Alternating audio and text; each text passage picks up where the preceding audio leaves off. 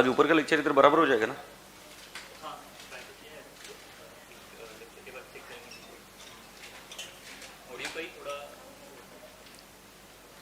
इधर नहीं दिख रहा है ऑनलाइन में।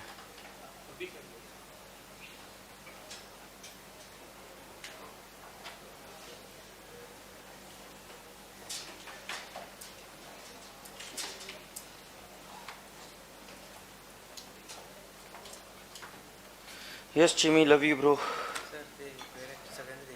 ओ द्यायचे ना, मंगा दी क्या? और ये इसको भी दे दे, ये इसमें ग्रुप के नीचे डाल देगा। Okay okay class, hey, that's what I wanted. Wow, lovely. पूरी क्लास सीधे बैठ जाएगी, जल्दी से बोलेगी गुड मॉर्निंग। मेरे प्यारे प्यारे बच्चे, प्यारी सी स्माइल थोपड़े पर। कुछ कुछ इश्क, ये मेरे रसगुल्ले। जय हो रसगुल्लों की। सब बढ़िया, मजा करके आए? कहाँ कहाँ मजा करके आए? क्या मजा किया? गुरुकुल में मजा कर रहा है? क्या क्या किया? मैं अभी राजेश सर को बोलूंगा आज ही, I'll call him। ठीक है, सुनो, मैं आपसे क्या बात बता रहा था, बहुत प्यारी वाली बात बता रहा था कि कल मैंने कुछ क्वेश्चंस होमवर्क दिए थे, अपेक्षा करता हूं कि वो क्वेश्चन करके आए होंगे। तो अभी क्या करेंगे, उन क्वेश्चंस को एक बार देख लेते। ऑनलाइन लाइव के बच्चों से एक बात बतानी थी वैसे आज, कि मेरे रसगुल्लो बच्चों, आज हमने इस पर भी, ऐप पर भी शिफ्ट कर दिया है, तो आप आज प्लीज ऐप पर देखना लेक्चर को, राइट। और यदि नहीं देख पाओ तो यूट्यूब पर आना, कोई क्वेरी होगी तो वो आप, हमारे टेक्निकल टीम वाले बंदे आपको सॉल्व करेंगे। ये क्या वो डाला गया है, सुनना, इसके नीचे डाला है क्या वो, कि अगर टेक्निकल प्रॉब्लम रहा तो? क्या डाला है वो? ग्रुप पर मैसेज किया, आरंभ वाले ग्रुप पर। तो आरंभ वाले ग्रुप पर टेक्निकल प्रॉब्लम का अगर कोई रहा तो उधर डाल देना, they will help you out, okay. तो मैं भी यहाँ पर कमेंट्स कहाँ पे पढ़ूँ, आरंभ पर पढ़ूँ, यहाँ पर पढ़ूँ? यूट्यूब पर नहीं पढ़ूंगा, मेरे को उधर पढ़ना पड़ेगा आज कमेंट। आरंभ आरंभ आरंभ,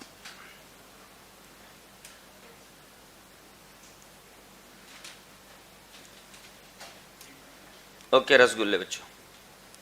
अच्छा, मैं आपको क्या बोल रहा था कि कल कुछ बच्चों ने मुझे आंसर्स भेजे, किस पर? व्हाट्सएप पर। जो फेस टू फेस है उनके आंसर्स तो मैंने देखे, कल कुछ बच्चों ने मुझे व्हाट्सएप पर आंसर भेजे। मेरा नंबर आपको पता होगा 8600320000। इस पर व्हाट्सएप भेजेंगे तो I will be able to check your answer and tell you whether you are going it correct और नॉट। सारे आंसर्स मत भेजना, एक हाथ जो खुद से लिखा है वो भेजना, ओके ऑलराइट। जिनका नहीं चल रहा है they will watch it on YouTube and put up a query that कि आपका नहीं चल रहा है, and will try and see that we resolve your query, ठीक है। चलो बताओ बेटा, कौन से क्वेश्चन होमवर्क थे? मेरे हिसाब से 2 3 25 2 3 5।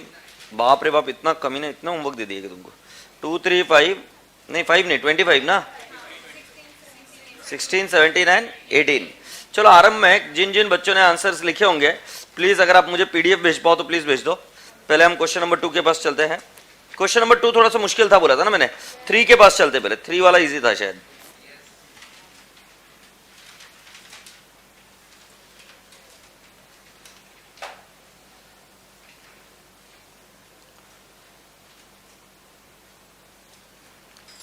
Okay, this was asked in November 2018. Neon Enterprise operates a chain of restaurants located in different cities. The company has acquired a new restaurant located at Chandigarh. The new restaurant requires significant renovation expenditure. The word is new. Management expects that the renovation will last for 3 months, during which the restaurant will be closed. Management has prepared the following budget for this. Salaries of the staff engaged in preparation of the restaurant before its opening is 7,50,000. Construction and remodeling costs are 30 lakh. Explain the treatment of this expenditure as per AS 10 PPE. So राजा बेटा जी, आपने क्या किया? Construction and remodelling cost add होगा, salary staff नहीं होगा, और राजा बेटा जी इन सभी खर्चों को आप ऐड करेंगे, इतना तो पता चल गया। किसको? 30 लाख को। बराबर है क्या? अच्छा मुझे एक जल्दी से बताओ, कितने बच्चों ने आंसर नहीं लिखे? झूठ मत बोलो, मेरे से क्या झूठ बोलना। कितने बच्चों ने आंसर नहीं लिखे? 1 2 अंडी बंडी शंडी जो झूठ बोल रहा है। अभी भी 2 ही है क्या? 2 ही है क्या और है क्या कोई? ठीक है, तो अभी मैं किसी की भी बुक मंगा सकता हूं मतलब, ठीक है गुड। गुड़िया बुक दे बेटा। अच्छा, एक आपके इसमें नोट्स में मैंने ये भी भिजवाया है। क्या भिजवाया है? AS10 का बैरेक्ट, उसके बारे में बात करते हैं। ऑनलाइन लाइव के बच्चों, अगर आप भेजना चाहते हो तो प्लीज जल्दी से भेजो मुझे, so that I can show that answer to you everyone. So बेटा, ये गुड़िया ने क्वेश्चन का आंसर लिखा है, ये यहां पर रहा। So this is question number 3। इसने लिखा facts, neon enterprise operates a major chain of restaurant. अभी बेटा फैक्ट्स ऊपर लिखने का, पीछे लेफ्ट साइड का लाइन मत छोड़, because it appears that you know कि तू शायद पेज बड़ा आंसर करने के लिए ऐसा कर रही है। ऐसा मत कर एग्जाम में, ठीक है। So Neon enterprise operates a major chain of restaurant located in different cities. ये बिना देखे लिखा? हाँ, अच्छा, मैं तेरे को क्यों देख रहा हूँ फिर पागल, और तू भी रिप्लाई कर रही, बिना देखे लिखा है क्या? हाँ, पूरा का पूरा। चलो मैं आंसर पढ़ के सुनाता हूँ। Neon Enterprise operates a major chain of restaurants located in different cities. The company has acquired a new location at Chandigarh. The new restaurant requires significant renovation expenditure and remodeling cost.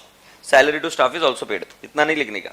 Reference: As per AS10 PPE, the cost of an item of PPE comprises any directly attributable cost in bringing the asset to the location and condition necessary for it to be capable of operating in a manner intended by management. The cost of item of PPE should be recognized an asset if and only if the cost can be measured reliably and there are future economic benefits flowing from the asset. तूने सिर्फ future economic benefits बोला, future economic benefits are expected from the asset, ये दोनों शब्द आने चाहिए। An analysis: management of Neon Enterprise should capitalize the cost of construction and remodeling because they are necessary to bring the restaurant to the location and condition necessary for it to be capable of being operating in a manner intended by the management. However, the cost of salaries and staff engaged in preparation of restaurant before its opening are on operating nature and they would be incurred even when the restaurant would be open. Construction and remodeling cost of restaurant 30 lakh should be considered as a part of the asset. Cost of salary 7,50,000 should be charged to P&L account as expenses. Do you think so? This answer is right? Yes or no? कितने बच्चों का answer इसी line पर आया? क्या बात है, क्या बात है, very good, keep up the good work. ये ऑनलाइन लाइव के बच्चे इतने इग्नोर क्यों कर रहे हैं मेरे को? ओ हीरो, कब से इग्नोर कर रहे हैं मेरे को? मैंने बोला पीडीएफ भेजो, मेरे को पीडीएफ नहीं है ना तो मैं भाव कर दूंगा। ये ऑनलाइन लाइव वाले की मजा रहती है यार। बोले क्या उखड़ते हैं मैं दिखता है, होमवर्क किया नहीं रहेगा क्या?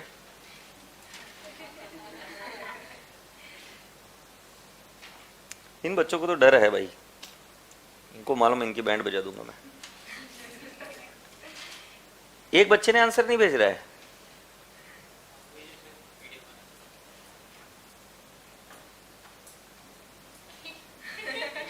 अंकित जैन, कहाँ भेजना है मेरे बाबू? सोनिया, टेलीग्राम पर भेजना है बेटा, आरम ग्रुप। चोनू,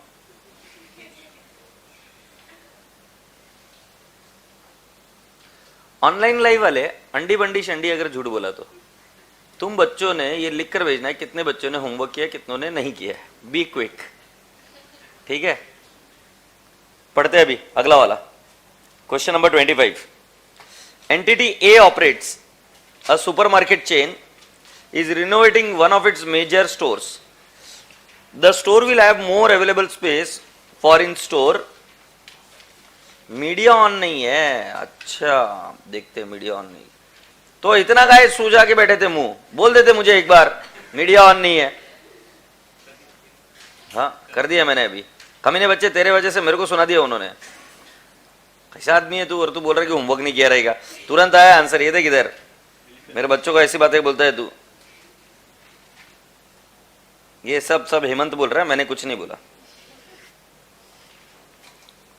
हाँ भाई, ये हमारे रसगुल्लों ने कुछ ने आंसर्स लिखे। हाँ, जिन जिन बच्चों ने होमवर्क लिखे भेजो जरा मुझे, नलाई को। ये देखो बेटा जी, इधर क्वेश्चन नंबर 25 चल रहा है ना। Facts: entity A, a supermarket chain, is renovating one of its major stores. The store will have more available space after renovation. Reference: as per AS10, cost of PPE includes purchase price and directly attributable cost in bringing the asset to the location and condition necessary to make it capable of operating in a manner intended by the management. Further, the cost of PP can be recognized if and only if cost can be measured in future. In the above case, cost of remodeling and renovation expense will be capitalized. Cost can be measured reliably. Cost of remodeling should be expense. नहीं, conclusion तो wrong लिख दिया है. 25 question क्या था? ये wrong लिखा है ना रे? लास्ट की लाइन wrong है ना? कि पूरा ही wrong है?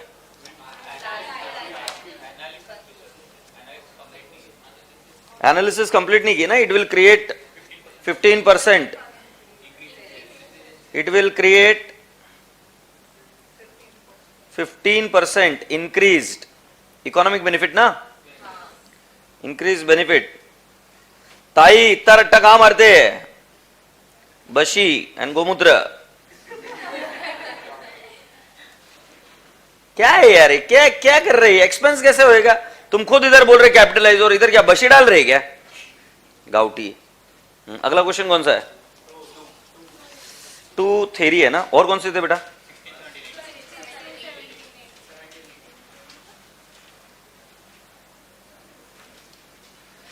टू एक बार देख लेते क्या बेटा? 2 का आंसर देखकर लिखा होगा आपने. अरे किसको इंप्रेस कर रहे तुम? गलत लिखा, फिर वापस चेंज करके लिखा क्या? किसको इंप्रेस कर? एक गुड़िया इसकी बुक दे रहे. चलो क्वेश्चन नंबर 2 देख लेते एक बार. क्वेश्चन नंबर 2 में क्या लिखा है पढ़ लेते हैं. An amusement park has a soft opening to the public in trial run attraction. Tickets are sold at 50% discount during the period and operating capacity is 80%. The official opening day of the amusement park is 3 months later. Management claim that the soft opening is a trial run necessary for amusement park to be in a condition capable of operating in an intended manner. Accordingly, the net operating cost, underline the word net operating cost, incurred should be capitalized. Answer question में ही answer दे दिया है कि net operating cost should be capitalised. No, net operating cost can not be capitalised. अच्छा, अगर आपको याद होगा the cost of opening the new business can not be capitalised. याद आ रहा है क्या? ये क्वेश्चन नंबर 2. ठीक है, एक्सक्लूड्स करना है. याद आ रहा है कि can not be included. Cost of what? Inauguration. And what? Cost of what? Pre operative losses can not B part of what? Cost of PP. याद आ रहा है क्या? एक्सक्लूड्स वहां पे वर्ड था. So fact, the amusement park wants to capitalize the net operating cost incurred during the soft opening as it is a trial run. Reference, as per AS 10, cost of PP includes purchase price, directly attributable cost to bring the asset to the location and condition necessary for it to be capable of operating in a manner as intended by management.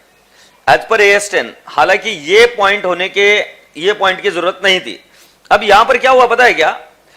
ये PP बनकर ready है. Yes और no? ये reference हो गया. PP बनकर ready हो गई. अब उसके बाद में कैपिटलाइजेशन बंद होना चाहिए. You can not capitalise it. क्योंकि आप मुझे बताओ, अगर मान लो वो चालू हो गया है अम्यूजमेंट पार्क, 80% कैपेसिटी पर चल रहा है, तो क्या मैनेजमेंट उसको अपनी डिजायर्ड लोकेशन एंड कंडीशन पर लेकर आ गए होंगे जैसे ऑपरेट करना है? नहीं तो 80% पर कैसे ऑपरेट करोगे आप? अगर ये क्लासरूम मान लो अभी 40% भरा हुआ है, तो क्या ये लोकेशन एंड कंडीशन में तो है ना कि टू बी ऑपरेटेड. अब ये कम लेवल पर ऑपरेट हो रहा है, इसका मतलब ये नहीं कि इसके ऑपरेटिंग लॉसेस को हम कैपिटलाइज कर देंगे. तो ये जो नीचे की लाइन है ये रिक्वायर्ड नहीं है. अब आगे बढ़ते हैं. Analysis, cost of PP excludes, ये इसने बराबर लिखा, inauguration cost and cost of introducing new product और सर्विस एक्सेट्रा. क्या हमने ये बात पढ़ी थी क्या? Thus, inauguration cost cannot be capitalized, and also even though park is running at less than full operating capacity, 80% of the operating capacity, there is a sufficient evidence park is capable of operating in a manner as intended by management. So गुड़िया, अगर तुमने देखा तो analysis में तुमने cost to be measured reliably, इसके बारे में कुछ बोलने की जरूरत ही नहीं थी, क्योंकि आपने जो रेफरेंस देना है वो एनालिसिस को सपोर्ट करने के लिए. एनालिसिस का मतलब क्या होता है कि भाई साहब जो रेफरेंस लिखा उसके बेसिस पर हमारा एनालिसिस क्या है. ये रेफरेंस है AS 10 का और उसके बेसिस पर हमारा ये एनालिसिस है. तुम्हारा एनालिसिस 5 स्टार है, बट तुमने रेफरेंस में एक चीज ज्यादा जोड़ दी जिसकी जरूरत नहीं थी. Conclusion, contention of management to capitalize is incorrect. Yes और no? Do you understand that this answer is correct? Everyone agrees? हाँ बोल. हाँ डिटो रहने देना, बट बेटा ये क्वेश्चन मैंने बोला था ना कि टफ है. सो व्हाट, अच्छा इसलिए मैंने 5 स्टार दे दी क्या? ओके क्योंकि मुझे एनालिसिस बहुत भारी लगा। बट क्या सभी लोगों को एनालिसिस समझ में आया क्या? इसके अंदर कैपिटलाइज नहीं करना है। क्यों कैपिटलाइज नहीं करना है? क्योंकि because it is in the location and condition as intended by management already, तो उसको फर्दर कैपिटलाइज करने की जरूरत नहीं है। एग्रीड? एक बार श्रुति के लिए ताली बजा देंगे और उसके पहले वाली छोरी के लिए भी ताली बजा देंगे। अंडी बंडी शंडी जो ताली नहीं बजाएगा। गुड। अगला क्वेश्चन कौन सा बेटू?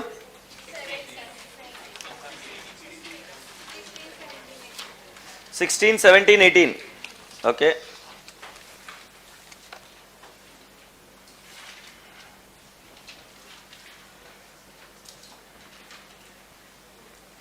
ये एडीटी का आंसर है। एडीटी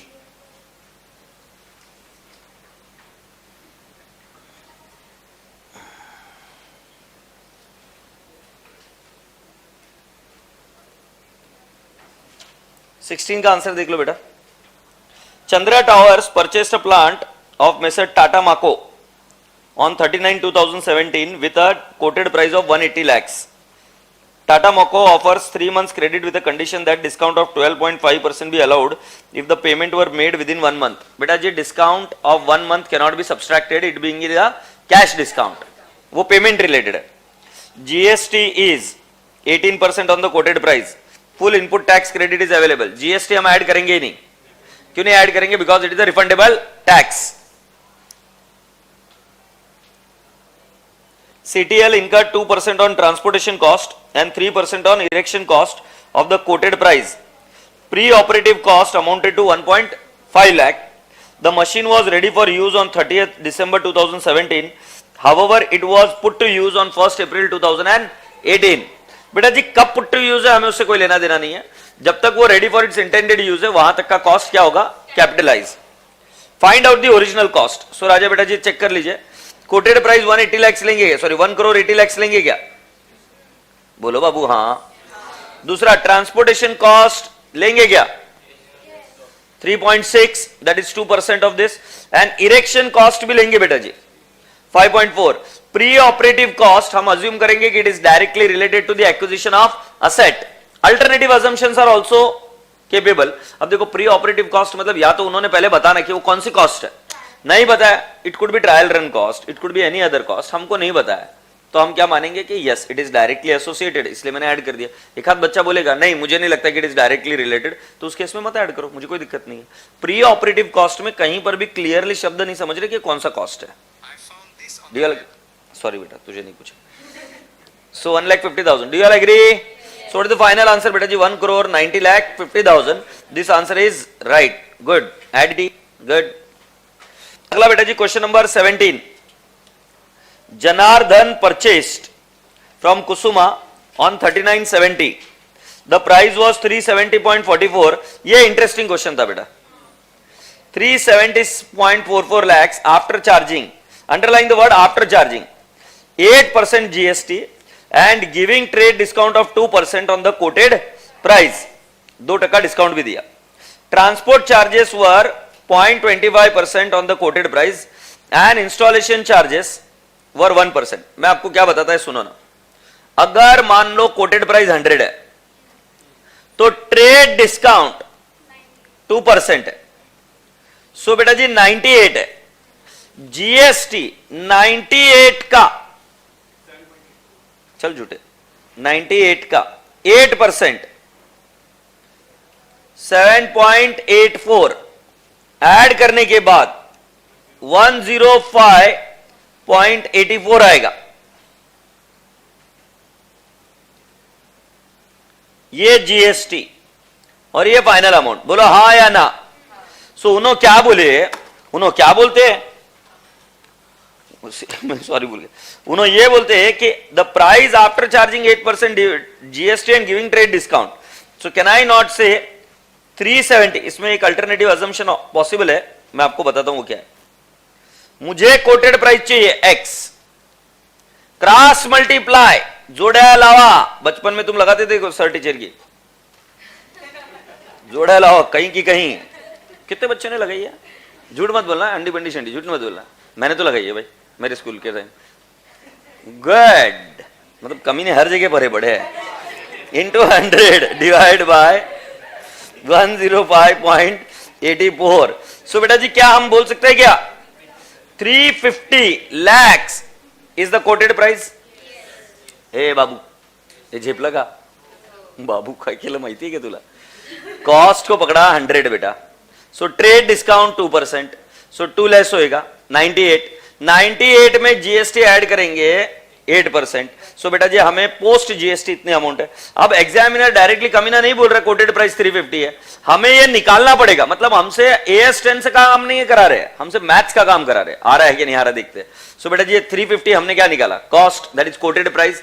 350 में से अभी हम क्या लेस करेंगे 2%,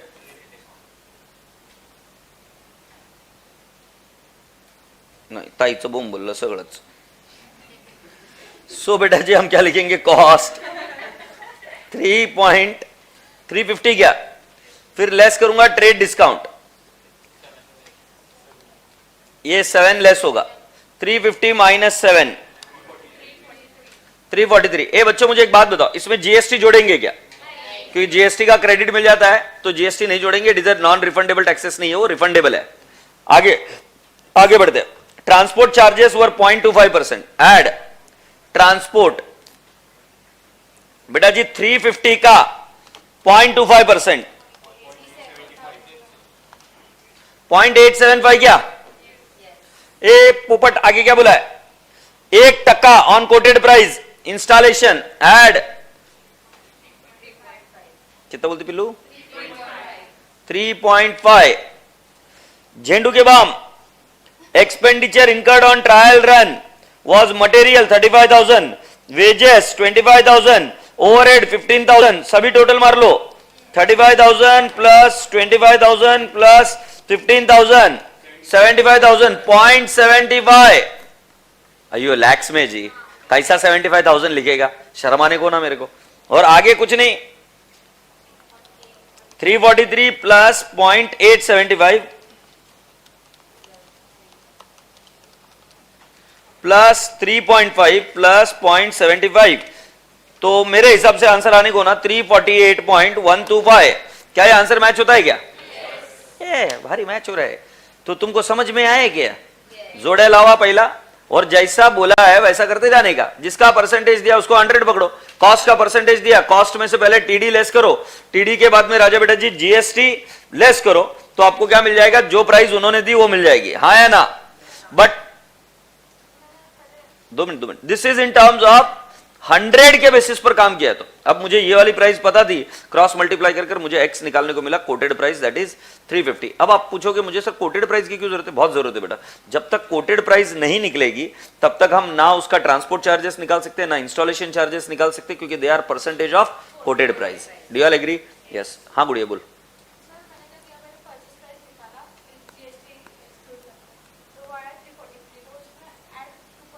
बिल्कुल वापस ऐड उसमें 2% किया, हाँ तो आंसर बराबर है। There are you have done exactly the same thing, but तुमने 2 लेवल पर किया। तो इस गुड़िया ने क्या किया, पहले जीएसटी रिवर्स किया, so she divided it by 108%, फिर जो कोई भी चीज आई उसमें 2% ऐड किया, right? So she must have divided it by 98%, divide by 98% किया तो आपको 350 मिला, और फिर वापस से उसी फ्लो में आप दिखाते रहे, तो दैट्स ओके। मैथमेटिकली आप अगर 350 तक आ रहे हो, राउंड ऑफ कर नहीं है, 350 तक आ रहे हो तो आपका कैलकुलेशन सही है, कोई दिक्कत नहीं। It can be done in multiple ways. बेटा जी इस क्वेश्चन को लिख लो, रिवाइज बिफोर एग्जाम। हे ताईनं पण बरोबरच केलंय की? हो ताई बरोबर केलंय।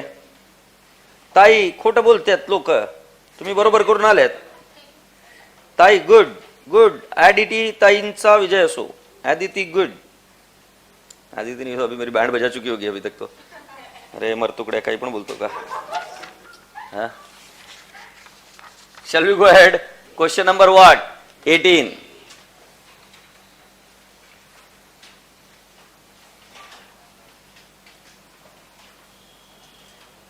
किधर है ताई? हाँ वरती केलं ताई। बेटा जी जीवन लिमिटेड परचेस्ड मशीनरी फ्रॉम कृपा, quoted price was 275 lakhs, one vendor offers 2% trade discount, GST 6%। अब इसमें quoted price दिया है, जीवन Limited spent 60,000 for transportation, 45,000 for architect fees. They also spent 15,000 for material, labor, overhead during the trial run. See, this was a poor, pathetic question, I'll tell you, sir. So, beta ji, quoted price 275 है क्या? 275 minus 6%. अच्छा, 275 minus 2%. 2 crore 69 lakh 50,000 क्या? Minus कर दिया. GST लेंगे etch नहीं, क्योंकि GST add नहीं करना है तो जीएसटी को नहीं लेंगे.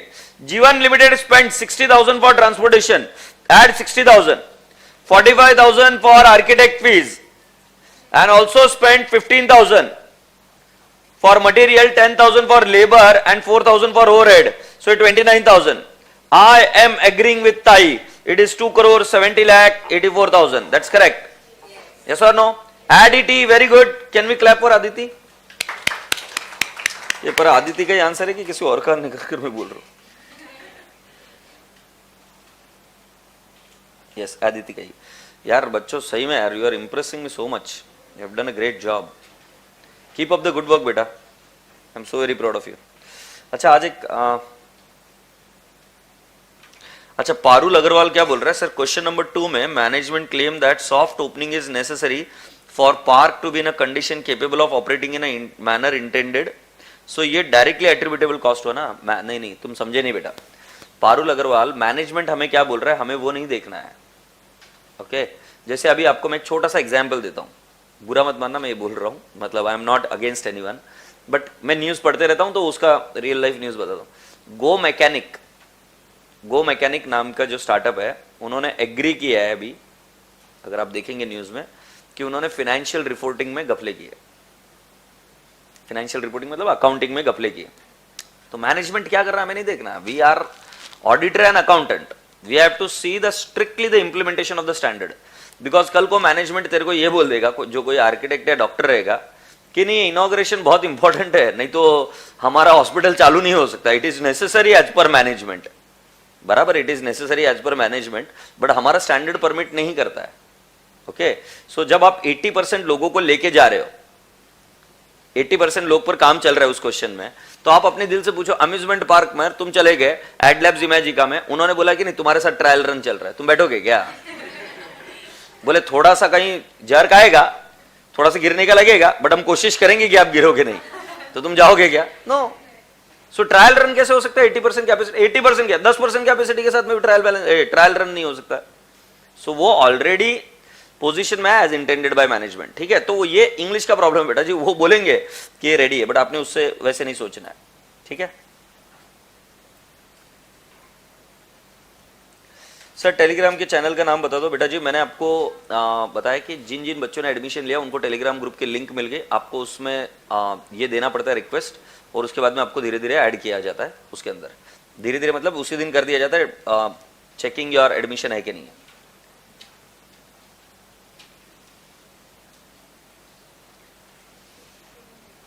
अच्छा, प्रतीक खत्री का एक क्वेश्चन है, चलो देख लेते हैं. नालायक, थोड़ा सा ध्यान से पढ़ा कर. सर, इसमें जीएसटी ऐड करना होता है या नहीं, क्योंकि पास्ट में अपन ने ऐड किया है बट अभी नहीं. Please sir tell. GST add करना होता है कि नहीं करना होता है? नहीं, मैंने पास्ट में भी एक बार भी ऐड नहीं किया. मैंने ऐड नहीं किया. अगर ऐड किया होगा तो निकाल देते, उसको बाहर निकाल देते, क्योंकि जीएसटी मैंने क्या बोला है, ये रिफंडेबल टैक्स है. क्या बात है, बहुत अच्छा पढ़े हो तुम. प्रतीक खत्री, अच्छे से पढ़ने का बेटा. सर, कोटेड प्राइस वाला कंसेप्ट क्लियर नहीं हो रहा है. अबे कोटेड प्राइस मतलब पार्ले जी खाया क्या कभी? तो पार्ले जी के पीछे जो प्राइस लिखी रहती है ना, वो कोटेड प्राइस. कभी जाके शर्ट खरीदा है कोई, उसके ऊपर जो प्राइस लिखी रहती है एमआरपी, उसको कोटेड प्राइस बोलते हैं. क्या क्वेरी पूछोगे यार इंटर में तुम, मतलब थोड़ा सा तो अच्छी क्वेरी चाहिए ना. चले भाई आगे बेटा जी. I think we have done so फार.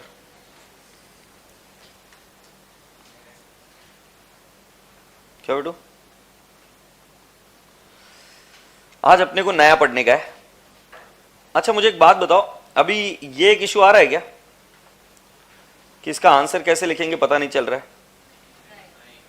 अभी धीरे धीरे इजी लग रहा है. इजी माने पूरा परफेक्ट अभी भी नहीं लग रहा होगा, बट ऐसा लग रहा है कि हाँ ये किया जा सकता है, ऐसा नहीं कि इम्पॉसिबल है. यही वाली फीलिंग आई होगी, और उसको धीरे धीरे प्रैक्टिस करोगे तो आपको मिलेगा.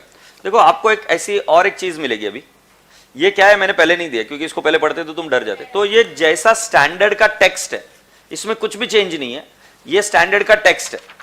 जितनी लाइनें आपकी स्टैंडर्ड की इसमें प्रेजेंट होती रहेगी उतना आपका आंसर और तगड़ा बनेगा। तो ये आपको क्या करता है पता है क्या, कुछ बच्चे, ये क्यों दे रहा हूं मैं आपको बता रहा हूं, मतलब मेरी पूरी अंडरस्टैंडिंग आपके सामने पेश करो। There are two types of kids, one is left side of the brain and one is the right side of the brain. So जैसे कुछ बच्चों को है ना रट्टा मार के समझ में आता है और कुछ बच्चों को है ना चार्ट्स फॉर्मेट में समझ में आता है। मैंने कोशिश की है कि इसके अंदर दोनों ही चीजें डाल दी, चार्ट्स और क्या कहते हैं उसको, theory. It is a combination of both, but बावजूद उसके कुछ लोगों को सेटिस्फैक्शन नहीं आती क्योंकि they are research oriented brains. और अब मेरे जैसे बंदे को भी ये इससे पढ़ाओगे तो मैं सेटिस्फाइड कभी नहीं, मेरे को वो नोट्स चाहिए ही चाहिए, मेरे को एक बार देखना है क्या लिखा है, कहीं कुछ वर्ड स्किप तो नहीं हो गया। तो इसके लिए मैंने ये बुक दी और मैं आपको हमेशा प्रमोट करूंगा।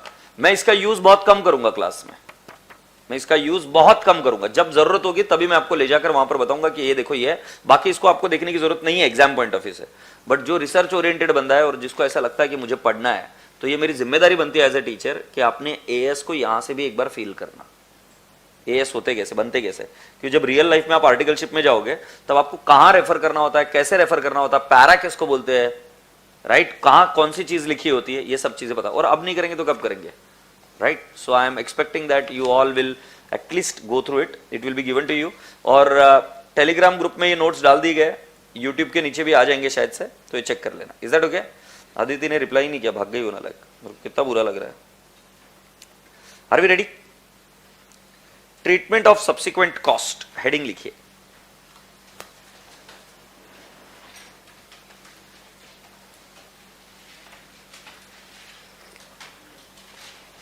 Treatment of subsequent cost.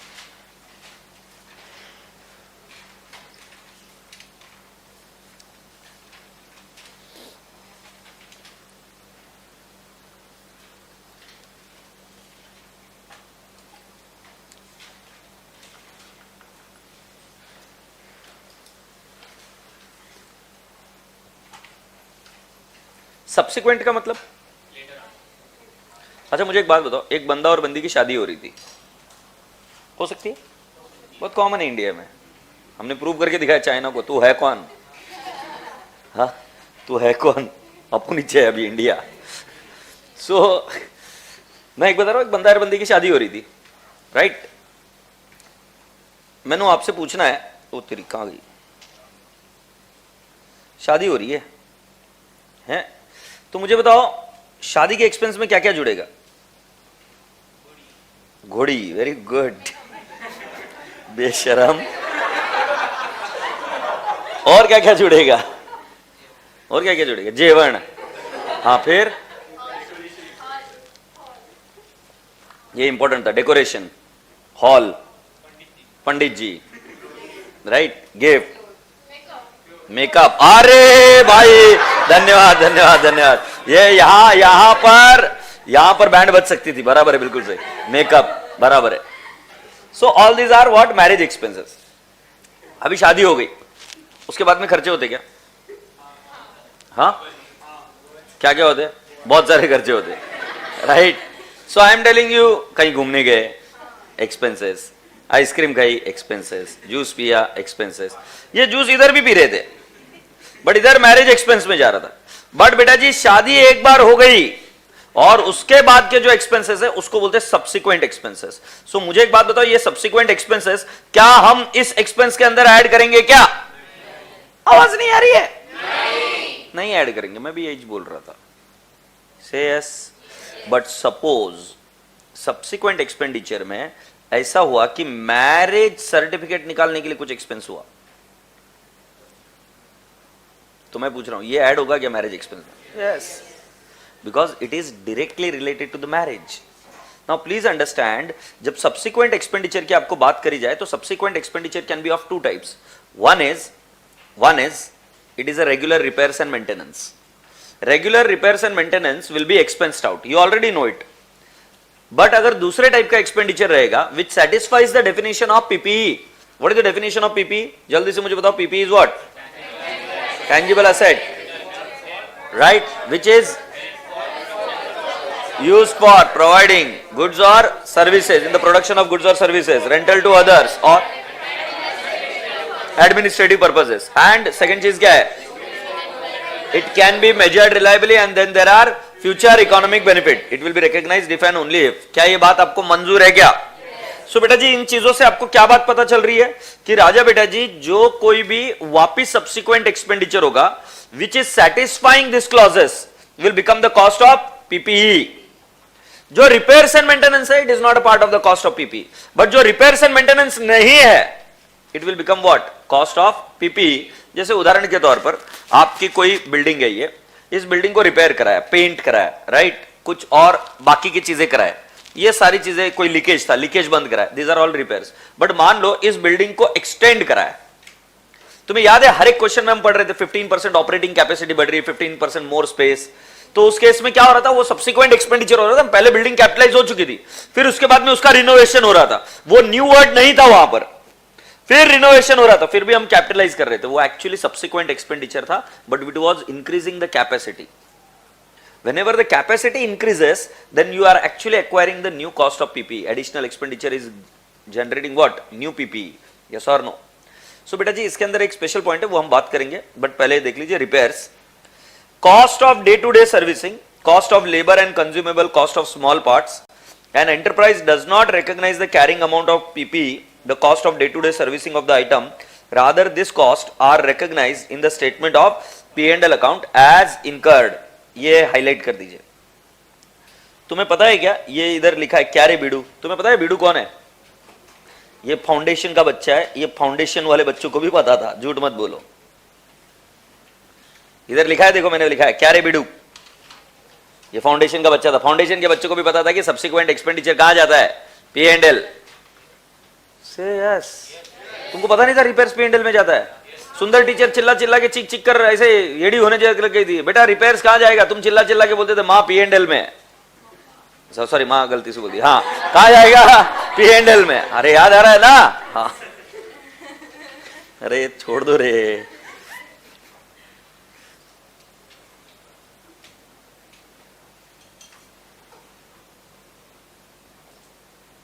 आगे बढ़े। नाउ बेटा जी replacement of parts, highlight the word. Now replacement of parts कुछ छोटे मोटे होते हैं और कुछ बड़े रिप्लेसमेंट होते हैं। यहां पर थोड़ा सा स्टैंडर्ड अलग है, तो मैं आपसे रिक्वेस्ट करूंगा जो एग्जाम्पल स्टैंडर्ड ने दिए वो, और आज मैं आपको वही चीज यहां से भी पढ़ाऊंगा, बेयर टेक्स्ट में भी कैसे लिखा होता है। तो replacement of a part, furnace समझते हो, भट्टी। सो फर्नेस में require realigning after specific number of hours of use. Relining, sorry, relining माने क्या होता है कि फर्नेस के जो दीवारें होती है वो वीक हो जाती है, वो गिर सकती है, तो उसको रीलाइन करना पड़ता है, राइट, उसको वापस स्ट्रांग बनाना पड़ता है। फर्नेस मतलब भट्टी।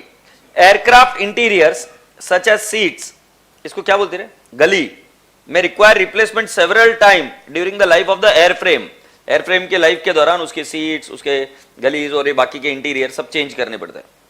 Major part of conveyor system, conveyor system समझो आप कि जब आपने ऐसे देखा है कि बॉटल मूव होती रहती है, वो कन्वेयर सिस्टम होता है, उसको कन्वेयर सिस्टम बोलते हैं। अलग अलग मैन्युफैक्चरिंग एंटिटीज में कन्वेयर सिस्टम अलग अलग होता है। क्या तुमने एयरपोर्ट पर देखा है कन्वेयर सिस्टम जिसमें वो पूरा लगेज जाते रहता है, राइट, बैग जाती रहती है, वो कन्वेयर सिस्टम होता है। सो ये बोल रहे हैं major part of the conveyor system such as conveyor belt, वो खराब हो जाता है। लाइक शॉप्स नहीं रहे इधर, लाइक वायर से, ये चेंज नहीं किया गया, लाइक वायर से वो चेंज करिए, शॉप्स नहीं, like wires. I am so sorry for that printing mistake. Like wires etcetera may require replacement several times during the life of the conveyor system. Okay, वो replace करते रहते उसकी। Replacing the interior walls of building or to make a non-recurring replacement. Underline the word non-recurring replacement. तो बेटा जी जब कभी भी आप किसी एक मेजर पार्ट को रिप्लेस करते हैं तो स्टैंडर्ड का ये बोलना है कि उस मेजर पार्ट को रिपेयर्स मत बताइए। मतलब कन्वेयर सिस्टम के जो बेल्ट है, उस कन्वेयर सिस्टम के बेल्ट को जब रिप्लेस करोगे तो ये मत बताइए कि ये रिपेयर्स है, इट इज नॉट रिपेयर्स। पहले के स्टैंडर्ड में वो रिपेयर माना जाता, अब रिपेयर नहीं है। तो उसमें वो क्या बोलते हैं कि जब ये कन्वेयर सिस्टम है, ओके, सो इस कन्वेयर सिस्टम का जो बेल्ट है, एक तो मशीन होगी जो हम बोलेंगे एमएस की होगी, एमएस की मतलब मेटल की, और दूसरा है बेल्ट। सो वो बोल रहे हैं कि ये जो बेल्ट को रिप्लेस कर रहे हो आप, इस बेल्ट को पहले डी रिकॉग्नाइज करिए। सर ये क्या नया शब्द है? डी रिकॉग्नाइज मतलब जो पुराना बेल्ट है उसको निकालिए और जो नया बेल्ट है, न्यू बेल्ट, उसको रिकॉग्नाइज कीजिए। क्योंकि एक कन्वेयर सिस्टम में दोनों एक साथ नहीं रह सकते। तो जैसे इस पेन में ये रिफिल गई, सपोज ये बहुत भारी चीज है, ये रिफिल गई, निकल, हाँ, इसको डी रिकॉग्नाइज करिए और नई रिफिल ऐड करी, तो बेटा जी उसको क्या करिए, रिकॉग्नाइज। सो बेटा जी तुम्हें समझ में आ रहा है कि पहले क्या होता था कि हम पहले वाला तो जो है उसको डेप्रिशिएट कर रहे होते थे और नए वाले को रिपेयर बताते। क्यों रिपेयर? कन्वेयर बेल्ट का लाइफ 1 साल नहीं है, उसका बेनिफिट हम 1 साल में कंज्यूम नहीं कर रहे, we are gonna consume it in more than 1 year. It satisfies the definition of PP, yes और नो? सो किसी भी मेजर रिप्लेसमेंट को आप क्या करोगे राजा बेटा जी, you are not going to show it as a part of expenditure, you are going to show it as what, a new asset. Agreed? It is a subsequent cost added to the cost of PP. Subsequent expenditure which is added to the cost of PP. और जो पुराना वाला है उसको क्या करेंगे राजा बेटा जी, D recognise, क्योंकि एक पेन में 2 रिफिल नहीं है, तो एक को डी रिकॉग्नाइज करेंगे, इसको निकालेंगे और एक को डालेंगे, इसको रिकॉग्नाइज करेंगे। तो देखो नीचे क्या लिखा है बेटा, An enterprise recognize in the carrying amount of an item of PP the cost of replacing part of such an item when that cost is incurred if the recognition criteria are met. Highlight this line. और बेटा जी मुझे बताइए recognition criteria कौन से हैं? Cost can be measured reliably and there will be future economic benefits. Yes or no? So बेटा जी वापस क्या बोला?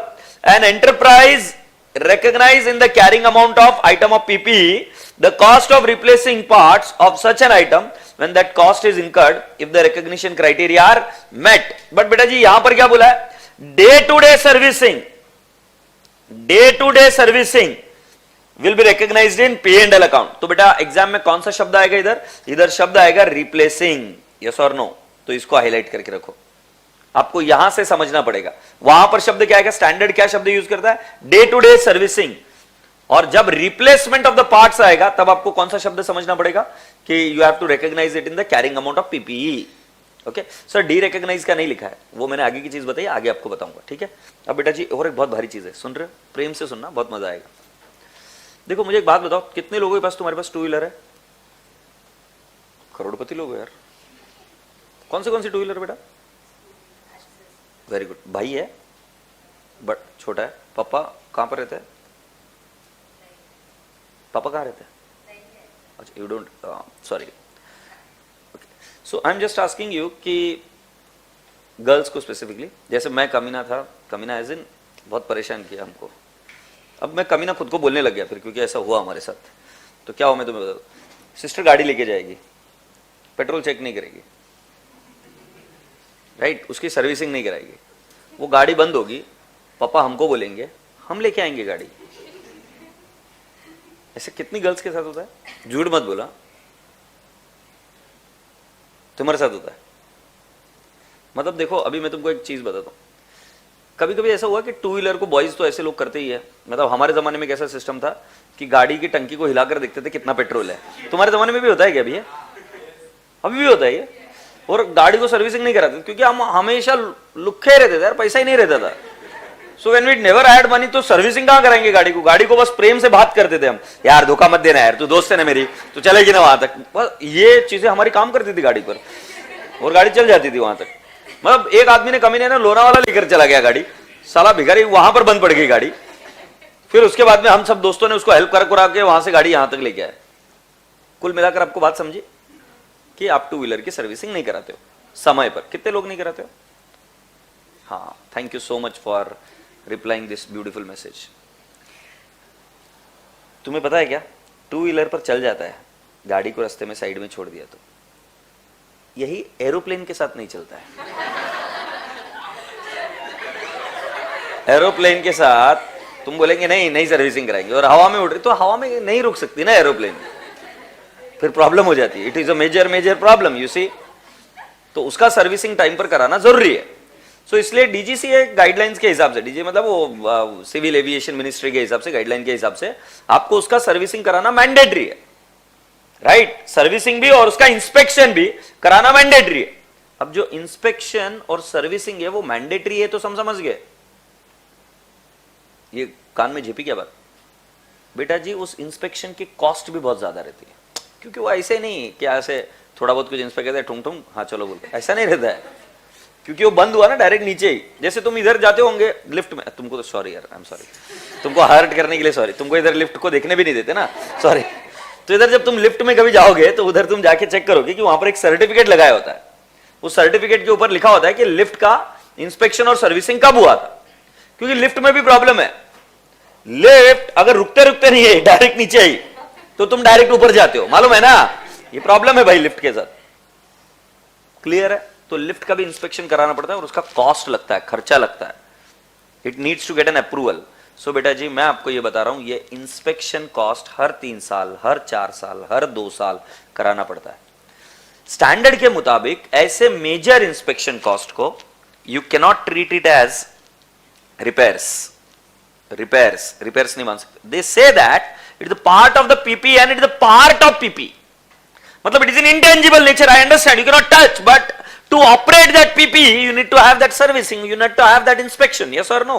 So ये major inspection cost को ये PP का पार्ट बनाया जाता है। तो 3 साल तक के लिए ये इंस्पेक्शन कॉस्ट है, तो 3 साल तक ये PP, फिर जब नया इंस्पेक्शन होगा पुराने वाले को डी रिकॉग्नाइज करेंगे, नए वाले को रिकॉग्नाइज करेंगे। डी रिकॉग्नाइज कैसे करना मैंने नहीं पढ़ा है, बट आपको ये समझ में आ रहा है क्या? बहुत अच्छी चीज पढ़ने को मिल रही है कि inspection cost will be treated as a part of PPE। ये पढ़ो इधर क्या लिखा है, रेगुलर मेजर इंस्पेक्शन, ये एयरक्राफ्ट के बारे में। When such major inspection is performed, its cost is recognized in the carrying amount of the item of PPE as a replacement. As a replacement माने ये वाला, मतलब जब कभी भी मेजर इंस्पेक्शन किया जाता है, the cost is recognized in the carrying amount of the PPE as replacement if the recognition criteria are satisfied, that the cost can be measured reliably and there would be future economic benefit flowing to the entity. Next, any remaining carrying amount of the cost of the previous inspection is derecognized. यही बात मैंने आपको किसके लिए बोला था? Replacement. So can I not say replacement of parts is equal to regular and major inspection, और ये कहां पे जाएगा? Repairs, it goes to P&L। तो बेटा जी क्या ये वाला पार्ट समझ में आया क्या? पूरी क्लास कोई क्वेरी? सो जल्दी से मुझे बताओ सब्सिक्वेंट कॉस्ट का क्या करेंगे अब? आवाज ही नहीं आ रही, मरे मरे बात करते हो। It is repairs and maintenance, regular day-to-day servicing, and it would be transferred to where? P&L account. That is, it is expensed out. What about the replacement of part? Replacement of part is added into the cost of PP if it satisfies the recognition criteria. What about inspection? Added in the cost of PP, just like a replacement, and it would be provided or depreciated prospectively. The earlier cost, if there is anything in the PP, would be what? Derecognized. Do you all agree? अच्छा मुझे एक बात बताइए बेटा जी, इसमें एक छोटी सी बात मुझे आपसे समझनी थी, इसके एग्जाम्पल्स आपको याद रहेंगे क्या?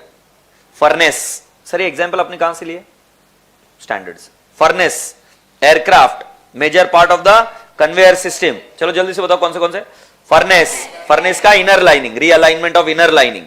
एयरक्राफ्ट का क्या बोलेंगे? Seats, galleys needs to be changed several times during the lifetime of the airframe। शब्दों को याद करो। थर्ड वन कौन सा है? Major part of the conveyor system which includes belts etcetera etcetera. Yes और नो? ये ऐसे इस तरीके से चीजों को, एग्जाम्पल को आपको ध्यान में रखना पड़ेगा, और ये रिप्लेसमेंट होता है। सो राजा बेटा जी मैं आपको लिए चलता हूं, अरे वो सुनना संतोष, वो इसके अंदर डाल दिया है क्या उसने?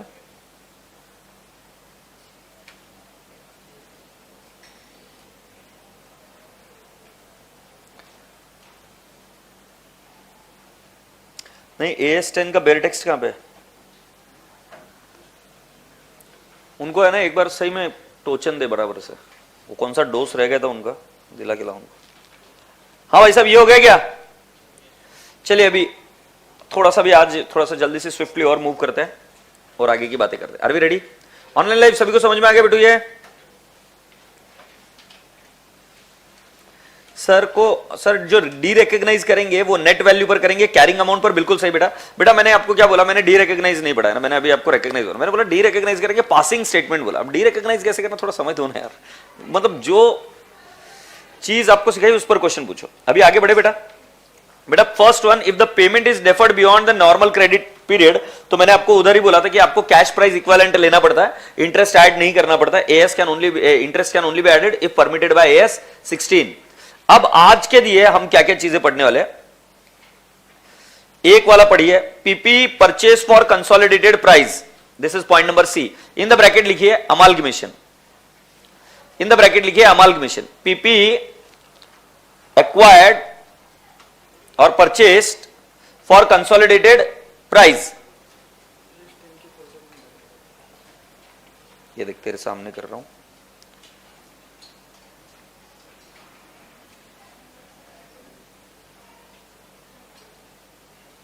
ये स्टैंड, ये वाला, ये वाला। मेरे को उसको बोल के ऐसे टाइम खोटी नहीं करने का।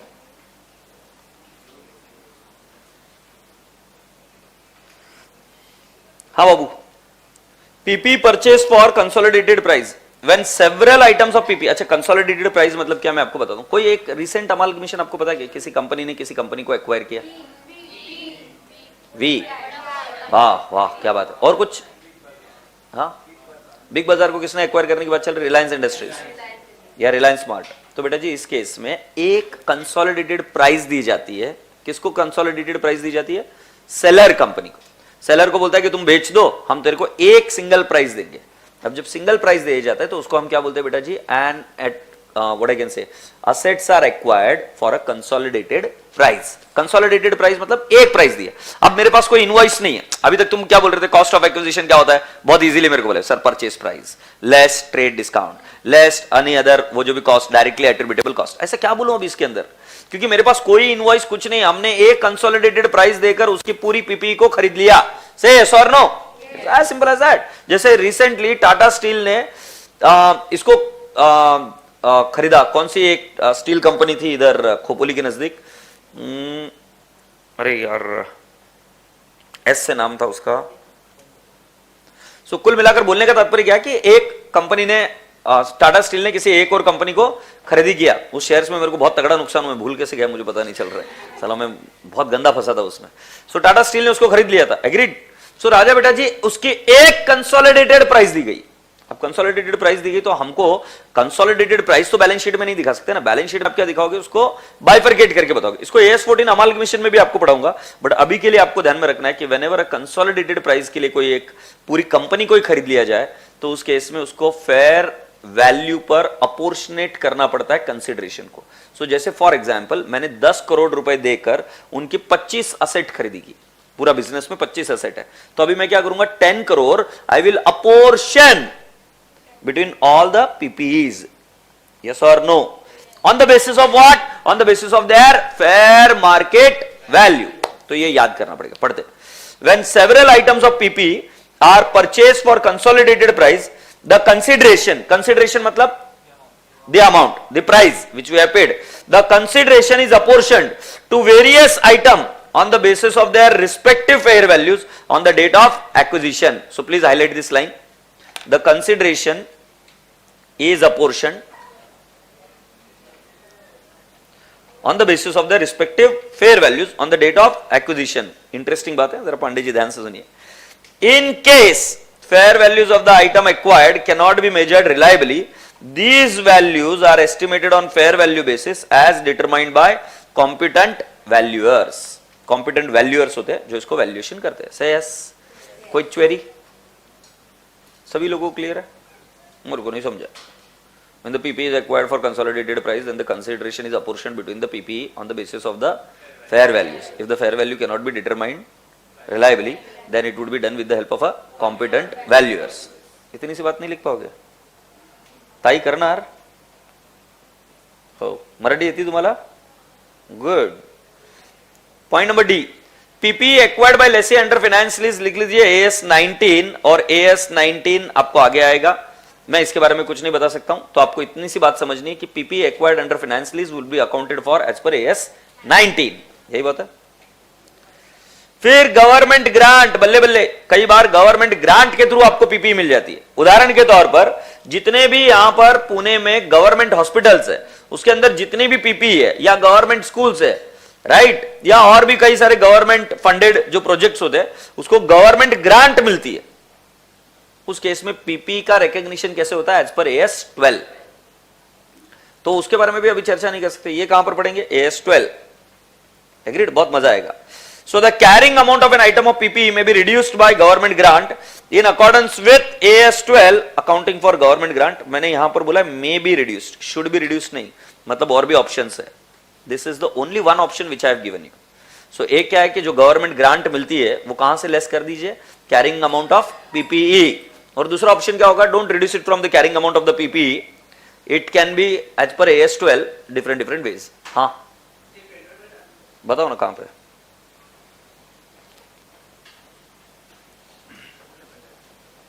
मेरे को है ना सड़ाने का नहीं, जब मेरे को बोल रहे हैं ना कि पेंड्राइव में डाल दे तो कहां पर इसमें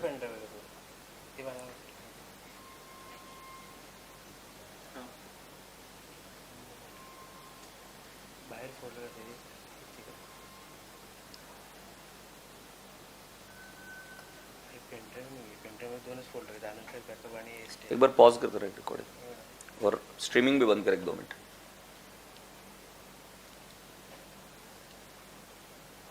तेरे को सही में समझ में आ रहा है तू क्या कर रहा है? तेरे को इतना नहीं समझ में आता कि अभी लेके आ जाना चालू।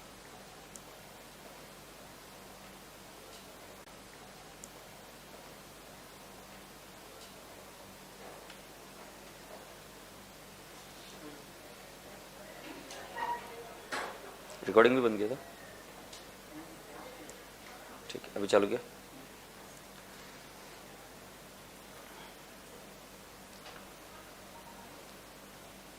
ये देखो बेटा, ये इनको प्रिंट आउट्स दिए क्या वो? ये देखो आपके लिए AS10 के ये बेरटेक्स आपको दिया हुआ है, ये बेरटेक्स का AS10 का दिया हुआ है, हाँ है ना?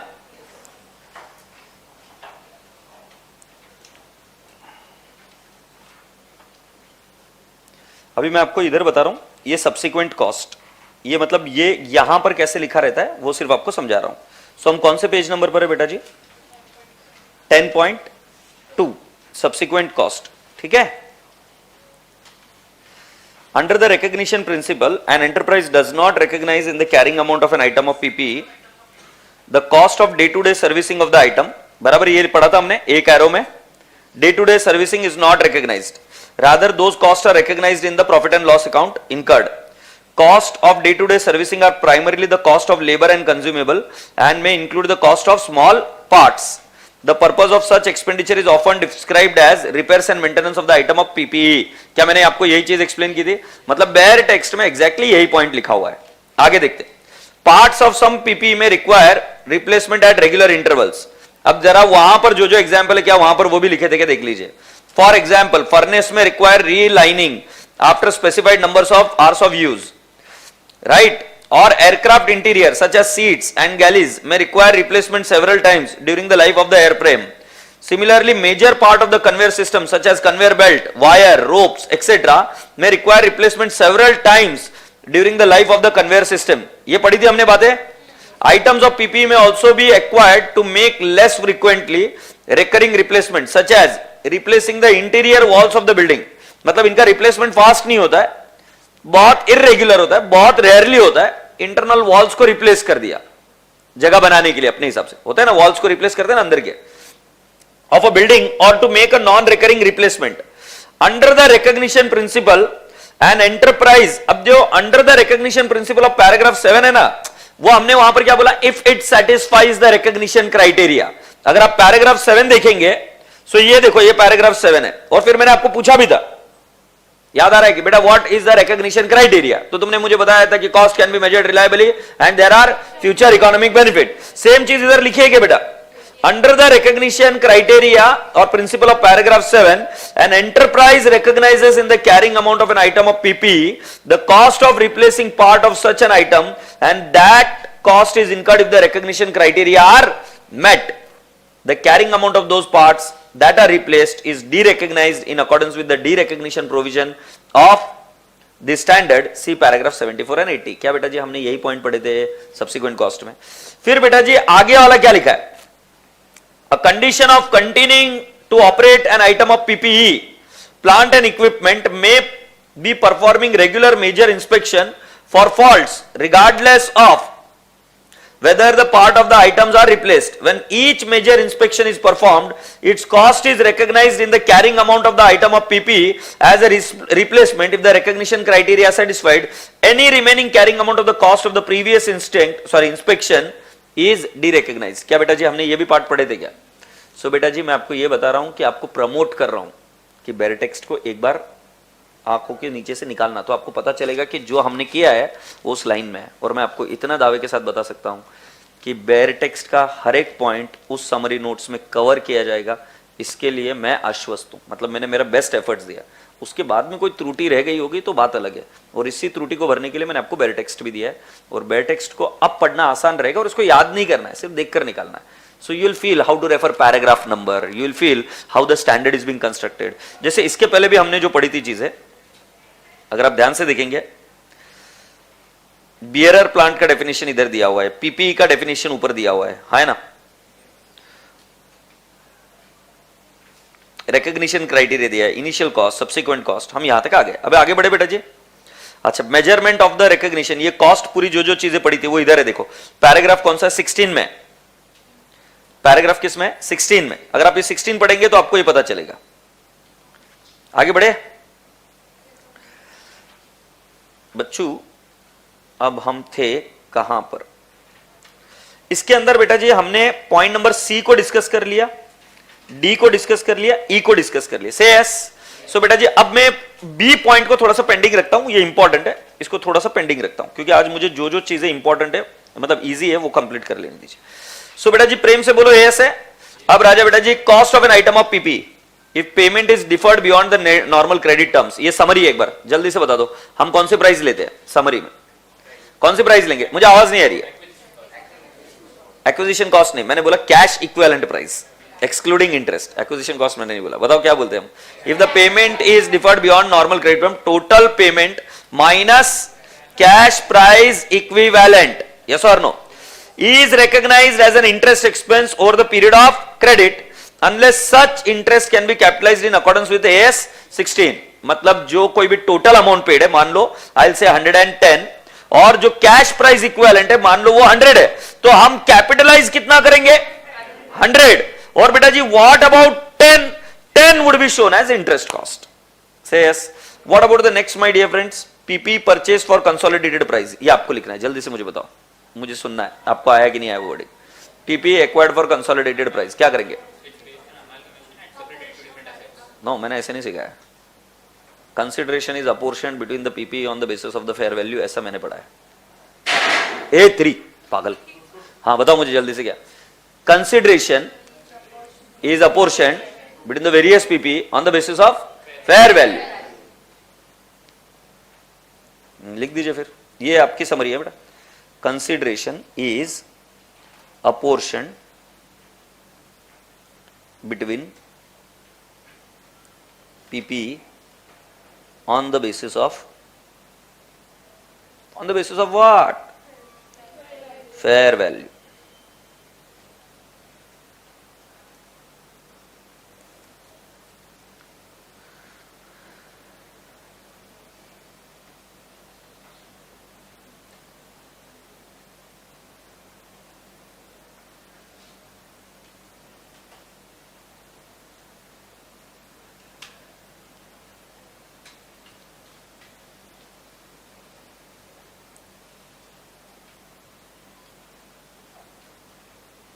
रिजल्ट के बाद में जो बैच शुरू होगी उसमें ये वापस होगा क्या, बिल्कुल होगा। अभी आगे, PP held under lease, under finance lease, बेटा जी इसके बारे में हमने क्या सीखा है। The cost of PP is determined as per AS 19, लिख दीजिए। Cost of PP is determined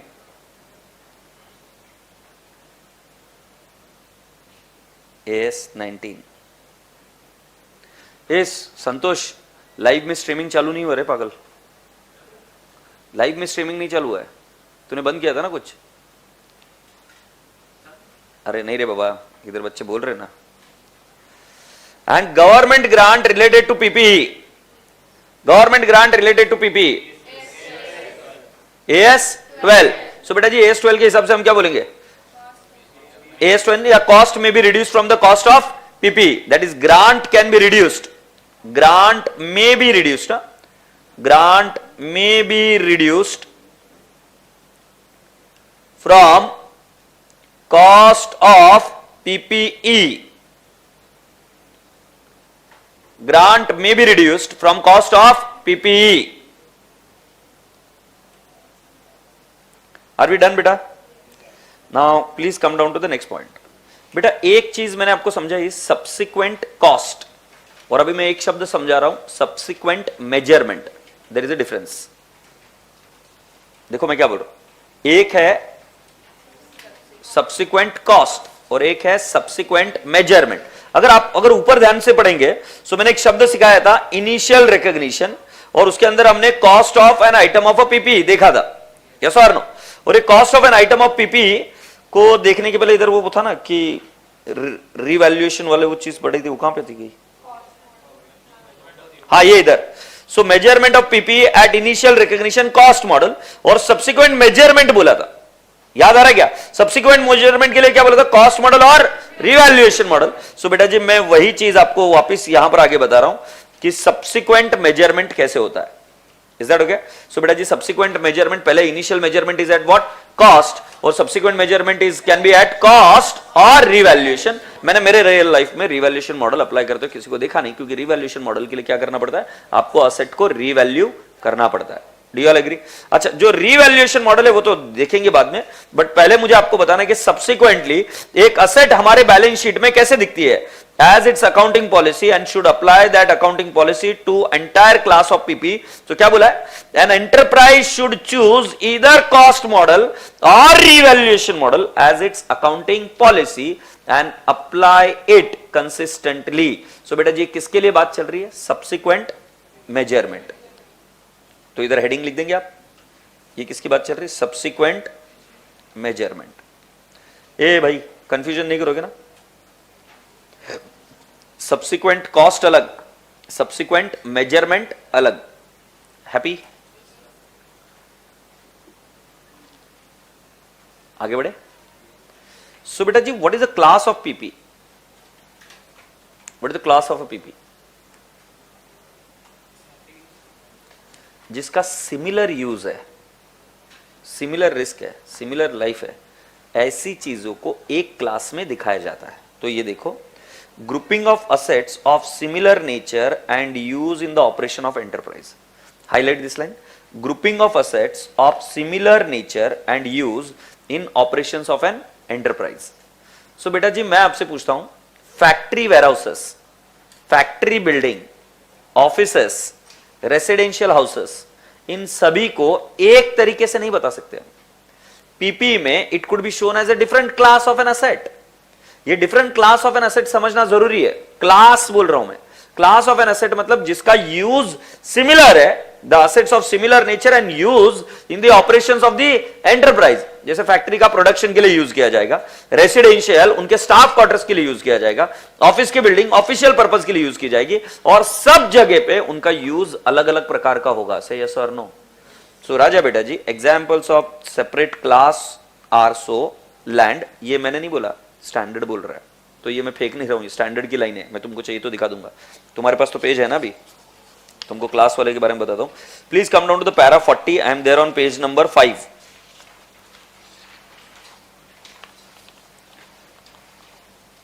para 40 समझे?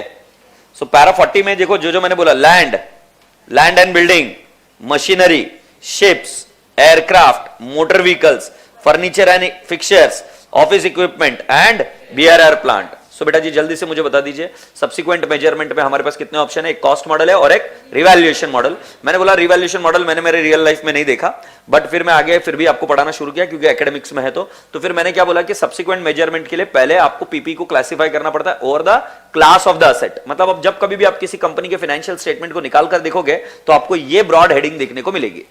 और इस ब्रॉड हेडिंग में क्या है? Land, land and building, machinery, ships, aircraft, motor vehicle, furniture and fixtures, office equipment, bearer plants etcetera. ये class of the asset है. क्लास ऑफ द असेट मतलब which has got a similar nature and use in the operations of the enterprise is called as what my dear friend? A class of asset. Now जरा शांति से सुनिए. Initial measurement के बाद में आपके पास summary में मैंने लिखा है कि कॉस्ट मॉडल है, कैरिड एट कॉस्ट, और रिवैल्यूएशन मॉडल है, carried at revalued amount. But इतना नहीं है. सब्सिक्वेंट मेजरमेंट में और एक चीज करनी पड़ती है, जरा ध्यान से सुनिए.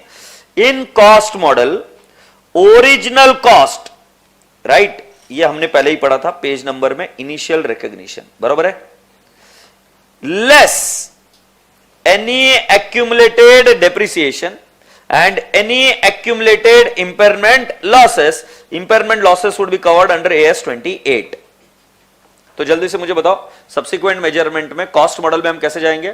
तो पहला वाला हम लेंगे original cost less accumulated depreciation less any accumulated impairment loss, और impairment loss के लिए मैंने कौन सा शब्द यूज किया? AS 28. हैप्पी राजू बेटा जी, क्विक समरी में आपको यह बात पता चल गई, cost less any accumulated depreciation and any accumulated impairment loss real life इस वाले फॉर्मेट को फॉलो करती है, कॉस्ट मॉडल को। रिवैल्यूएशन मॉडल हम देखते हैं, don't worry about that. Are we ready? अच्छा मुझे एक बात बताओ, रिवैल्यूएशन में करते क्या है? किसको रिवैल्यू करते हैं? असेट्स को रिवैल्यू करते हैं। और जब असेट्स को रिवैल्यू करते हैं तो उसको किसी एक बेस के बेसिस पर रिवैल्यू करना पड़ता है। बेस के बेसिस पर मतलब हाँ, जो हमारा आज का मार्केट वैल्यू उसके बेसिस पर रिवैल्यू करना पड़ता है, राइट? तो एक क्वेश्चन पूछता हूं, स्टैंडर्ड ने कैसे गाइड किया और मैंने क्लास ऑफ द असेट क्यों सिखाया, अब आपको समझता है कि देखिए स्टैंडर्ड ये कहता है कि अगर कोई आपको ऐसा बोले कि हम बिल्डिंग्स को रिवैल्यू कर देंगे, राइट, दिल्ली वाली बिल्डिंग, क्योंकि दिल्ली में रेट बढ़ रही है, बट वही जो हमारी कुछ बिल्डिंग्स है साउथ इंडिया में उनकी रेट नहीं बढ़ रही है, उसको रिवैल्यू नहीं करेंगे, चलता है क्या? तो स्टैंडर्ड क्या बोलता है रिवैल्यूएशन कैसे करना, ये देखो, revaluation for entire class of PP. If an item of PP is revalued, the entire class of PP to which that asset belongs should be revalued. ये कहां पर लिखा हुआ है बेटा जी? पेज नंबर 5, अगर आपकी बेयर टेक्स्ट में पैरा 39, बेयर टेक्स्ट में पेज नंबर 5 पैरा 39 क्या लिखा है? If an item of PP is revalued, the entire class of the property, plant and equipment to which that asset belongs should be revalued. Exam में question आता है क्या कोई एक असेट को रिवैल्यू कर सकते हैं क्या? नहीं, entire class. But entire class का मीनिंग, अगर कोई लैंड को रिवैल्यू कर रहा है और वो बोल रहा है कि मैं शिप्स को रिवैल्यू नहीं करूंगा, चलता है क्या? द आंसर इज यस, क्योंकि मैंने बोला एंटायर क्लास। एंटायर क्लास में क्लासेस क्या क्या है? Land, land and building, ships, aircraft, machinery, motor vehicles, etc., etc. Yes or no? So classes, all the asset in the class, within the class should be revalued. And what is the class of the asset? What is the class of the asset? Grouping of on the basis of similar nature and use. अच्छा, अगर आप paragraph page number 5 देखेंगे, उसमें clause 40 जो है, para 40 जो है, 40 clause में जो उधर दिए हुए क्या लिखा है? Following are examples of separate classes. What is the word? Examples. So can then be different classes? Yes. So ये क्लासेस अल्टीमेट नहीं है, there can be other examples और अदर क्लासेस ऑल्सो. यस और नो? तो उसका tension मत लेना, ये क्वेश्चन एग्जाम में आता है, ये बात ध्यान रखना, ये इंपॉर्टेंट मार्क करके रख लो. अब बेटा जी रीवैल्यूड वाले का फॉर्मूला क्या है ये देख लेते हैं. रीवैल्यूएशन का फॉर्मूला क्या देख लेंगे क्या? An asset, an item of PP where fair value after recognition as an asset, an item of PP where fair value can be measured reliably should be revalued amount. So fair value on the date of revaluation less any subsequent accumulated depreciation less any subsequent accumulated impairment loss, and that will give us what? Carrying value. बताओ उसमें और इसमें फर्क क्या? उसमें original cost था, less accumulated depreciation, less accumulated impairment loss, मतलब point दो तो नीचे के सेम है, एक पॉइंट अलग है, fair value as on the date of revaluation. तो इसको हाईलाइट करके रख दो, ये इतना कर लिया तो बात खत्म. Fair value on the date of revaluation. अच्छा, फेयर वैल्यूएशन कौन डिसाइड करता है? वैल्यूअर. और वैल्यूअर हम वैल्यूएशन हमें कितनी फ्रीक्वेंसी में करना पड़ता है? रेगुलरली हमें करना पड़ता है फ्रीक्वेंसी में. सो ये यहां पर लिखा हुआ है frequency of revaluation. Frequency of revaluation.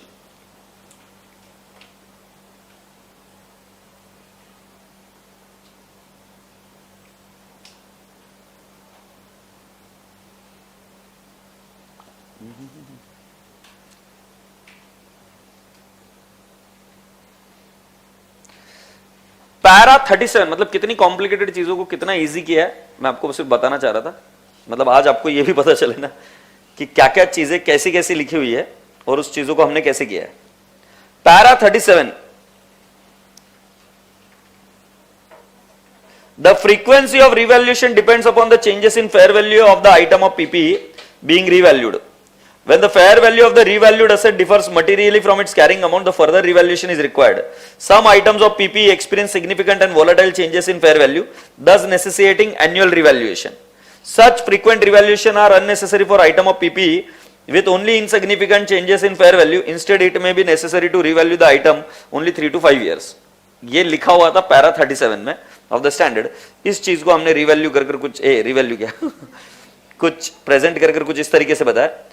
Frequency of revaluation, sufficient regularity.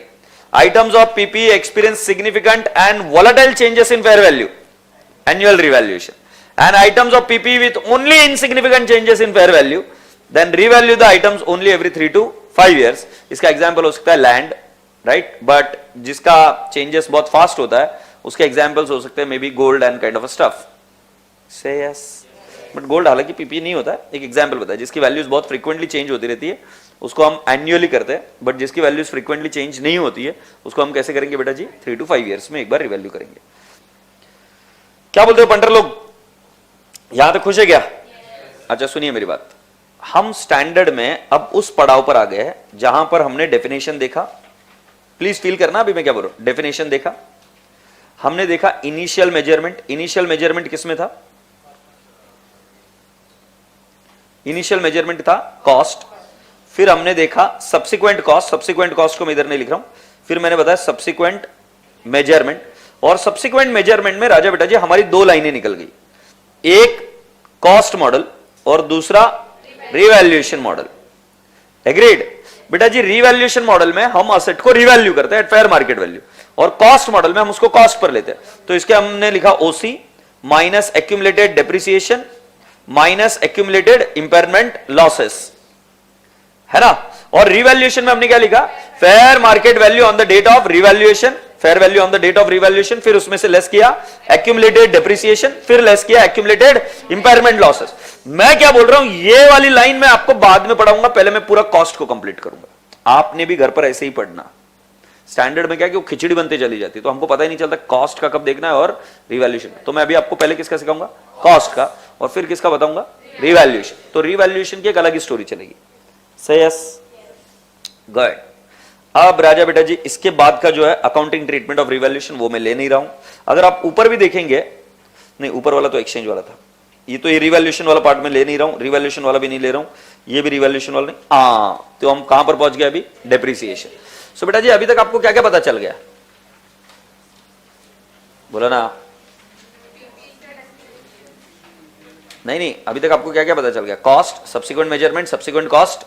अब हम कहां पर आ रहे हैं? डेप्रिसिएशन. मुझे एक बात बताओ, ये असेट किसके लिए यूज हो रही है? डेफिनेशन में किसके लिए यूज हो रही है?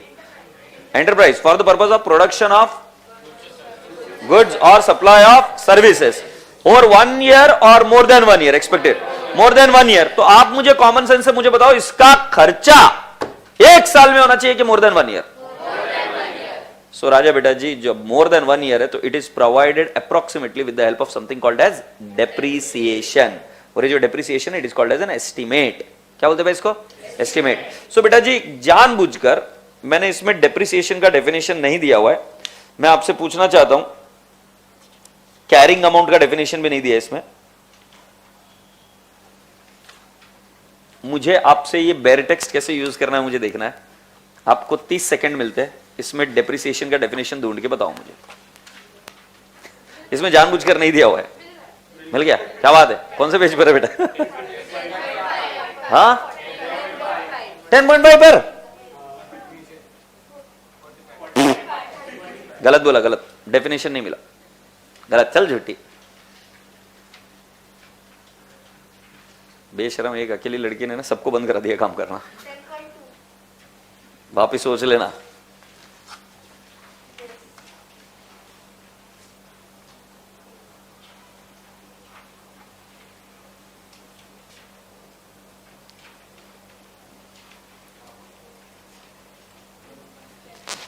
अभी पक्का क्या 10.2 पर है? सर लैंड और बिल्डिंग सेपरेट क्यों है? बेटा सिंपल सी बात है, जब ये प्रॉपर्टी की बात करें, जो एसपीसी का ये प्रॉपर्टी है, ये सिर्फ बिल्डिंग है, जमीन नहीं है अपनी, ये सिर्फ बिल्डिंग है। जमीन इस कोऑपरेटिव सोसाइटी के, बट तुम अभी करोड़पति आदमी हो, तुम्हारा घर और उसके नीचे की जमीन ये दोनों तुम्हारी है। समझ में आ रहा है ये फर्क है? सो जब लैंड एंड बिल्डिंग बोलते तो नीचे की जमीन धरा और उसके ऊपर का बिल्डिंग ये दोनों आपका है।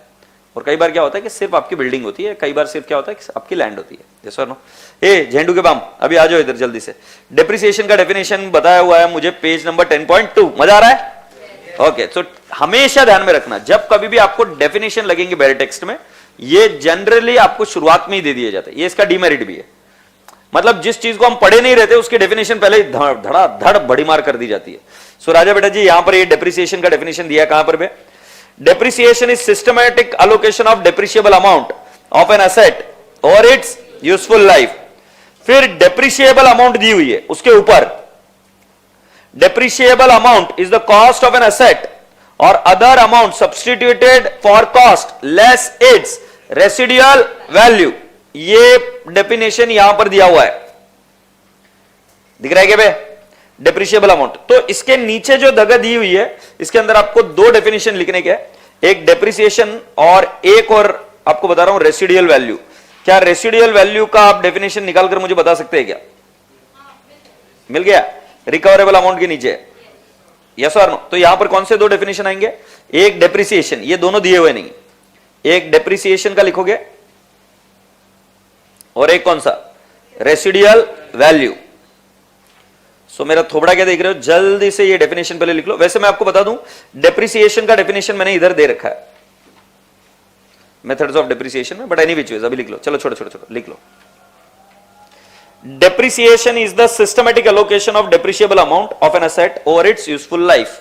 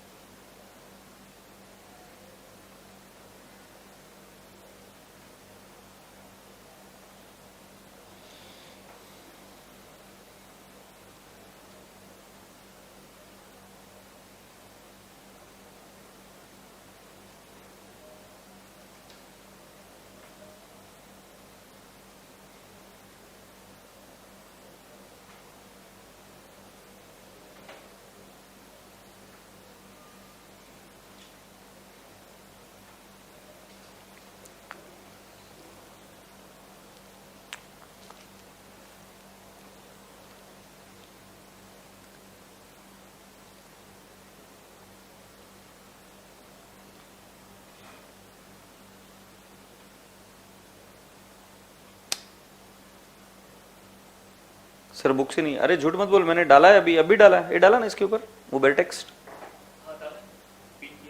बेरटेक्स्ट डाला ना बेटा अभी। चलो जल्दी से मुझे बताओ डेप्रिसिएशन क्या है? Depreciation is systematic allocation of depreciable amount over what? Over its useful life। बरोबर है? ठीक है। व्हाट इज रेसिडुअल वैल्यू बेटा जी? रेसिडुअल वैल्यू के बारे में बोला है of an asset is the estimated amount that an enterprise would currently obtain from disposal of asset after deducting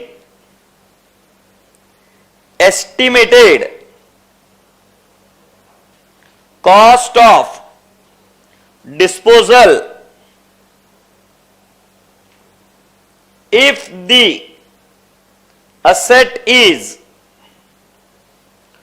already or were already of age and condition expected at the end of its useful life. भाई मुझे पता है कि मैंने क्यों लिखा है, मेरे पास सब चीजों की रीजन है. ओके तो अब मैं थोड़ा सा मेरा देखो, फर्स्ट स्टैंडर्ड तो मेरे को आपको सब चीज समझानी पड़ेगी, अगले स्टैंडर्ड से बताने की जरूरत नहीं पड़ेगी. देखो कई बार क्या हुआ था ना कि तुमने जब कल फर्स्ट आंसर लिखा था तब तुमको क्या लगा था, यार टफ जा रहा है, जो जिसको टफ लग रहा था वो आज आया नहीं. याद है क्या? तो कल क्या लग रहा था, I am finding it tough, but then I said you कि इस तरीके से. अब आज मैंने आपको क्या चीज समझाई कि जो आपको नोट्स दिए गए हैं अगर इससे ज्यादा सिंप्लीफाई कर दिया तो हम क्या प्रॉब्लम कर देंगे. जैसे एक और तरीका था मेरे पास कि मैं चार्ट्स ही बना दूं, बट चार्ट्स बनाने के बाद में आप आंसर नहीं लिख पाओगे क्योंकि चार्ट्स में सिर्फ वो की पॉइंट्स आएंगे. तो हमें पर एग्जाम में की पॉइंट्स नहीं लिखना, हमें पूरा आंसर लिखना है. और जैसे हम हमारी इंग्लिश बोलेंगे तो गटर खुल जाएगी, बराबर है ना, बिकॉज हम नेचुरली इंग्लिश नहीं बोलते. तो हमारी इंग्लिश और उनकी इंग्लिश में फर्क रहेगी भाई साहब, जो लिखा हुआ है और ये समझ आ रही है मेरे को बात. Then so there would be a definite problem and that is the reason I was trying to tell you कि मैंने जिस चीज को है सिर्फ एक फॉर्मेट में नहीं बनाया कि सिर्फ चार्ट्स नहीं बनाया, I mixed up both the things. तो इसके अंदर अगर आप देखेंगे तो डेफिनेशन भी पूरे है जैसे कि जैसे डेफिनेशन चाहिए हमें, जैसे रिप्रोड्यूस करना है. तो इन सभी चीजों को मद्देनजर रखते हुए ये बनाया. और अब आपको मैं बता रहा हूं कि ये बैर टेक्स्ट जो है, इस बैर टेक्स्ट को जब आप पढ़ेंगे तब आपको पता चलेगा कि भाई साहब बैर टेक्स्ट को पढ़ना कैसे है और इसके साथ मर्ज कैसे करना है. और बैर टेक्स्ट में जितनी भी चीजें हैं क्या इसमें कवर्ड हुई क्या नहीं हुई, मैं आज आपको वो होमवर्क दे रहा हूं ताकि आप अपनी तरीके से आश्वस्त हो जाएंगे ना कि ये बेस्ट तरीका है. Then you will be able to deal with it. मैं कभी भी पढ़ाई को सिंपल नहीं करना चाहता क्योंकि उसका जो क्रक्स है वो तो समझ में आना ही चाहिए. जैसे बीकॉम की पढ़ाई सिंपल हो गई है और उसकी वैल्यू 0 हो गई है. तुम बीकॉम में आज तुमको किसको घंटा डर लगता है? मेरे को एक दिन पहले बोलते सर 7 दिन छुट्टी चाहिए, मैं एग्जाम दे के आ रहा हूं, और तुम पास भी होके आ जाते हो और तुम्हें पता है तुम दपादप फेंक के आते हो उसमें. तो बीकॉम की एग्जाम क्या हो गई, वो बीकॉम की एग्जाम क्या हो गई, सिंपल हो गई है. तो सिंपल हो गई है तो उसकी वैल्यू भी खत्म हो गई है.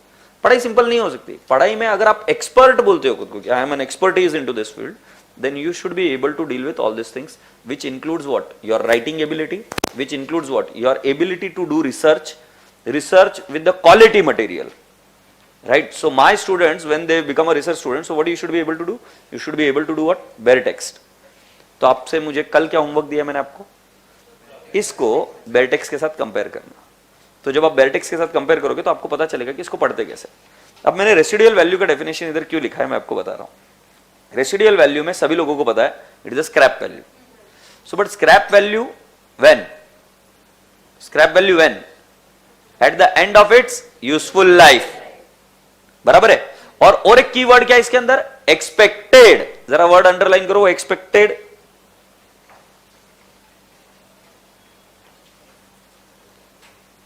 और दूसरा कीवर्ड है एस्टिमेटेड. यहां पर सारा गेम आएगा जब मैं आपको 1-2 क्वेश्चन इंपॉर्टेंट कराऊंगा. सो राजा बेटा जी हमने क्या बोला, at the end of its useful life what is the estimated amount which you will get after subtracting the cost of disposal. यही बोला है ना. So estimated amount which you are going to get at the end of its useful life less cost of disposal. उसको dispose of करने के लिए जो cost है वो माइनस करना है. ये क्या है बेटा जी, उसका स्क्रैप वैल्यू और रेसिडुअल वैल्यू. और depreciation is what, systematic allocation of the depreciable amount over its useful life. What is the depreciable amount, depreciable amount is cost minus scrap value. ये ऊपर बोला है ना डेप्रिशिएबल अमाउंट, किधर है, ये रहा. डेप्रिसिएशन हो गया, रेसिडुअल वैल्यू हो गया.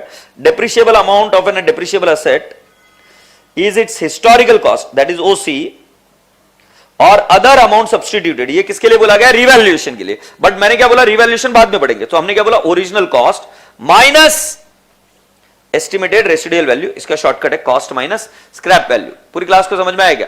ये जल्दी से मुझे बताओ, depreciable amount is what, cost minus residual value, और scrap value is depreciable amount.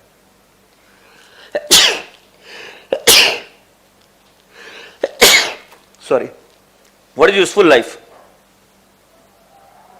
What is useful life. Useful life is the period over which depreciable asset is expected to be used by an enterprise, or the number of production or similar units expected to be obtained from the use of asset by the enterprise. Is that okay? So जल्दी से मुझे बताइए what is useful life समझ भी नहीं आ रहा है. The period over which the asset can be used, expected to be used by the enterprise, and the number of production on similar unit expected to be obtained from the use of the asset by an enterprise. Let me explain you now this very simply. तो बेटा जी होता क्या है कि asset की physical life may not be equal to the useful life. Why? Because Indian military will not use a jeep for more than 6 years. Because after 6 years, maybe the jeep may not be useful for Indian military and they are sold off. Okay? If you go into what I can say hospitals, in the hospital a particular machine after 6 years or 5 years is discarded even if it can be used. Because the rule is what? My dear students, physical life is different and for how long you want to use it is different. If you go it in Infosys, TCS and all other entities, they will discard the laptops in a period of 3 years. क्योंकि वहां पर क्या होता है कि technology change होती होती उनको अपडेट करना पड़ता है, अपग्रेड करना पड़ता है. If they keep using the old stuff then they may not be in tune with the latest technology and it can create a major damage for a particular client जब कभी उनका laptop या कोई चीज crash हो जाएगी तो. So they have to be on the updated system. So physical life is different कि हम कितना यूज कर सकते हो अलग. But what is a useful life? Useful life is a life over which it is expected to be used by an enterprise. So the word is what? Expected to be used. It is not the physical life. And number of production or similar units expected to be obtained from the use of an asset. तो अगर आपको याद होगा तो जब आप foundation में थे तो डिप्रिसिएशन के मेथड अलग अलग थे, राइट? पहला वाला SLM था, WDV था, प्रोडक्शन यूनिट मेथड था, उसमें life was given in number of units. फिर और दूसरा था मशीन आवर मेथड, उसमें life was given in number of hours. और फिर और एक था डिप्लीशन मेथड जिसमें the unit the life was given in terms of the number of units which can be extracted. So बेटा जी क्या समझ में आया क्या? प्रोडक्शन और similar unit, the number of production on similar units expected to be obtained from the use of the asset by the enterprise. क्या आपको ये समझ में आ गई बात ध्यान में? सो इसी की तरीके से बेटा जी हमारी एक बात तो क्लियर हो गई कि आज हमें डेप्रिसिएशन के पॉइंट समझ में आ गए कि what is the depreciable amount, what is the revaluation model, what is the cost model and depreciable amount क्या है. उसके बाद में हमने रेसिडुअल वैल्यू का डेफिनेशन क्या है वो भी देख लिया और यूजफुल लाइफ का डेफिनेशन क्या है वो भी देख लिया. आप इसको रिवाइज करके आ पाएंगे? Is that okay? और एक होमवर्क क्या है आज आपका? हाँ, बेटेक्स को इधर कंपेयर करेंगे. अच्छा मैं आपको पूछूं, कंपोनेंट मेथड ऑफ डेप्रिसिएशन और cessation of depreciation, methods of depreciation and changes in depreciation amount will be dealing it tomorrow. Tomorrow we'll have some problems to solve as well and thereafter we will go for the नहीं revaluation model में जाएंगे. फिर revaluation model को last तक and तक लेके आएंगे D recognition तक and then we'll go ahead. D recognition तक हम कल करेंगे, सिसेशन नहीं करेंगे, डी रिकग्निशन. ठीक है, चलो प्रेम से बाय बाय बोलो. सभी लोगों को समझ में आया? Yes, okay, bye bye, God bless you all, take care, खुदा हाफिज.